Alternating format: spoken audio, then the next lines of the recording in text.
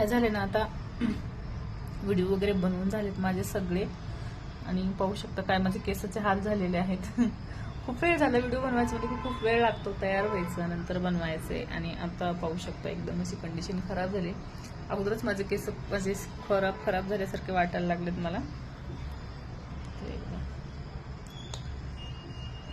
आणि बाहेर ह्याच्यामध्ये बनवले होते मी, गॅलरीमध्ये व्हिडिओ बनवले होते, तर त्यांना आहे ना पाऊस येत होता, तर त्या पावसाचे शेंतोडे सगळे माझ्या अंगावरती येत होते. आणि आज कपडे म्हणाल तर मी ह्यांचे घातलेले आहेत, म्हणजे माझ्या आहोंचे घातलेले आहेत.